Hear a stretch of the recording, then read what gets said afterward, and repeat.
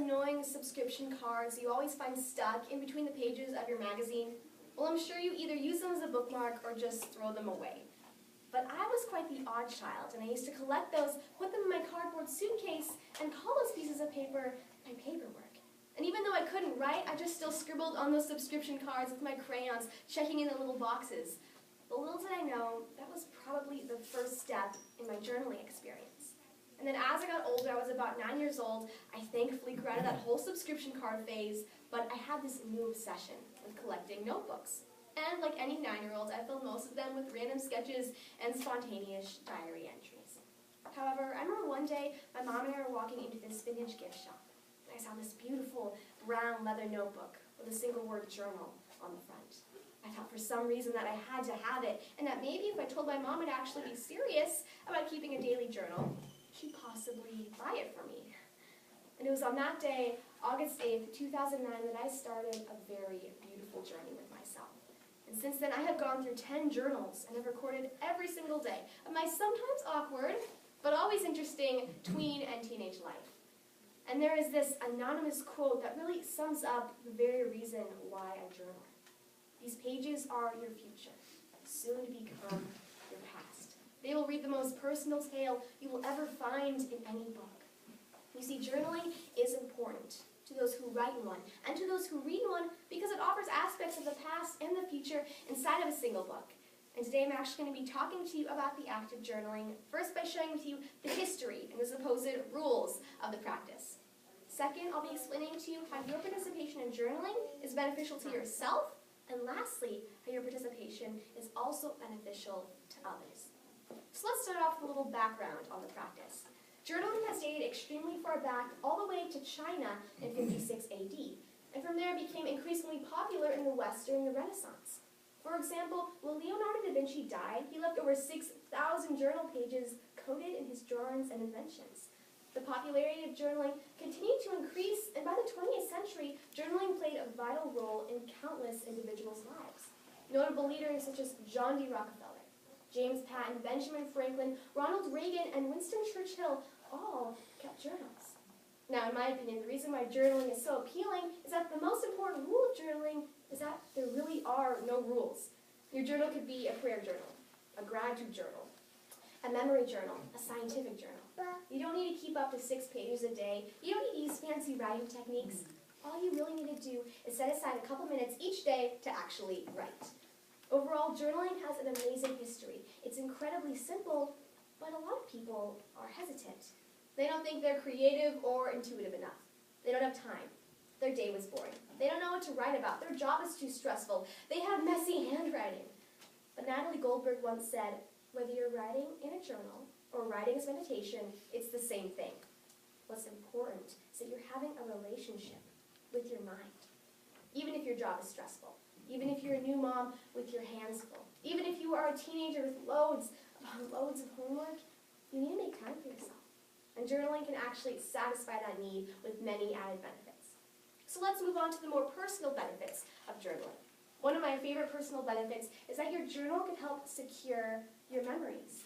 According to BecomingMinimalist.com, Joshua Becker shares 8 reasons why someone should journal. Now, I think all of his reasons are genius, but I recall one that really continues to keep me journaling daily. And that reason is that your journal could act as a permanent reminder to a temporary feeling. Now, I know this is kind of the perfect description for a tattoo, but it also applies to a journal, and in my opinion, is a way less painful, way more logical way to keeping a memory. For example, a couple years ago, I went to this church camp in the beautiful Sawtooth Mountains of Idaho. I had one of the best weeks of my life, creating great friendships and truly strengthening my connection with God. Obviously, I wrote down every single moment of that week in my journal, and now whenever I want to come back to those friendships and learn those lessons again, I can just dig through my notebook drawer and reread those pages. And let me tell you, I have read those pages over and over again, and I'm so blessed to be able to relive my summer of 2014 anytime I wish. Essentially, with everything that goes on in our daily lives, we often forget about the temporary feelings that may be extremely valuable to us. However, if we write down these happenings, we can trust that they will become permanent reminders that we can turn back to. And not only does journaling secure your memories, but it can also secure your reputation. For For example, take President Harry Truman, president during World War II. You see, Truman was the man who gave the go-ahead on the detonation of the atomic bomb on Hiroshima and Nagasaki. And while many individuals viewed Truman as a man who couldn't care less about the Japanese civilians killed by the bomb, Truman's journal actually posed the opposite idea. Several days before the detonation, Truman wrote in his journal about a discussion he had with various officials. And within the discussion, Truman stressed his desire for the atomic bomb to be only used on Japanese military, not on Japanese civilians. You see, through Truman's journal, we could recognize his intent of the utilization of the atomic bomb. And although Truman no longer is alive to defend himself, his journal could defend his reputation for him. And that's one of the most amazing benefits a journal can offer. So we know that journaling really benefits ourselves, but how can our participation in journaling really benefit other people? Well, journaling shares memories and lessons, and I'm going to be sharing with you two personal stories to hopefully clarify this point. When I was 3.5 years old, my grandpa got Alzheimer's disease. Now, I don't really remember much of my life before the age of 5, so unfortunately, I didn't really get to know my grandpa that well. But I do remember one day, I was 9 years old, we visited my grandpa. He asked my name, and I told him. We talked a little longer, but then about 5 minutes later, he said, "Well, what's your name, darling?" And of course, I was pretty sad. But later, I was exploring my grandpa's house, and I found his journal. Although it was hard to decipher the chicken scratch, I learned things about my grandpa that taught me about who he was before he lost his memory.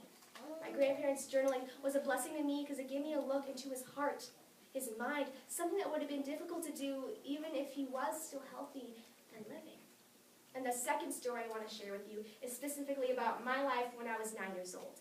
And during this time, I went through this phase where I had these weird ideas called weird worries, which were essentially obsessions I had about the goofiest, silliest, most non-significant things. But to me, they were real. And I remember going up to my parents with this dilemma, and they were very loving about it. They said, "Honey, we understand, we know what you're going through, everyone goes through it, it's part of life." And I know they meant well, I really did. But in my 9-year-old brain, I could not comprehend that they understood. I thought that I was the only one and that I was some sort of weirdo. And of course, I wrote down these weird worries in my journal. But in later years, I wrote down how I overcame them. And the best part about this is that when I have children, if they ever go through what I went through, I can tell them, yes, I understand. But I could also give them my journal so they too can learn how to overcome their worries as well. As we can see, journaling does benefit others with lessons, memories, advice, and I believe that we should always share these ideas for the benefit of other people. Philippians 2:4 says, "Look not only to your own interests, but also to the interests of others." Don't just journal for yourself, journal for other people. But you may say, "Hey, I don't want anyone to touch, look, smell, breathe on my journal." That is terrifying and embarrassing. Now, I completely understand with you on this point. I'm not really okay with that at the moment either. But just realize that you don't need to share your journal with others now. You just need to write it now so that in later years you'll actually have content to share. As Wayne Dyer said it, go for it now. The future is promised to no one. But let's think about this for a minute. What if no one in the entire history of the world journaled? Would we see any repercussions? What if, for example, Anne Frank, a teenage Jew who was in hiding for 2 years during the Holocaust, didn't keep her journal? Yes, we would still know about the events of the Holocaust and the mistreatment of Jews, but would we know how it would feel to be within the center of those circumstances? Would we know that amid times of terror, that it is still possible to have an optimistic view of the world? You see, although Anne died in a concentration camp, her father lived, publishing her journal, giving others the opportunity to share her experiences and learn from her optimism. I hope today that through the history and the benefits of journaling, you can see that a journal is important to the readers and the writers. Because without journals, how can we learn about the stories and lessons from people when they're no longer alive to physically tell them to us? And even if your journal doesn't end up being famous like Anne Frank and President Truman's, your journal is just as valuable because it offers a way to contemplate the future while gaining from the past. I'm so blessed that I found my grandparents' journal in that vintage gift shop when I was 9. And I'm so happy that I read my grandparents' journal. But I want you to realize that your journal is waiting for you no matter where you are, how old you are. Go find it and start that beautiful